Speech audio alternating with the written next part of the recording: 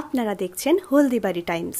Nandajhar football উৎসব 2025 রবিবার সারাদিনব্যাপী অনূর্ধ্ব 13 বালক ও বালিকাদের ফুটবল টুর্নামেন্ট অনুষ্ঠিত হয়। নন্দঝাড় ছাত্র সমাজ ফুটবল ময়দানে বালিকাদের ফাইনাল খেলায় চ্যাম্পিয়ন হয় নন্দঝাড় ছাত্র সমাজ। ফাইনাল খেলায় মাঠে পরস্পর মুখোমুখি হয় নন্দঝাড় ছাত্র সমাজ বনাম বিধাননগর নেতাজি সংঘ।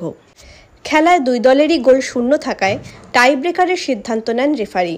টাইব্রেকারে নন্দঝাড় 3-2 গোলে বিধাননগর নেতাজি সংঘকে পরাজিত করে।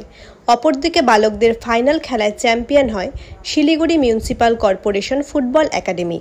বালকদের ফাইনাল খেলায় মাঠে পরস্পর মুখোমুখি হয় Siliguri municipal corporation football academy বনাম দেওয়ানগঞ্জ কোচিং ক্যাম্প। খেলায় শিলিগুড়ি 2-0 গোলে দেওয়ানগঞ্জ কোচিং ক্যাম্পকে পরাজিত করে।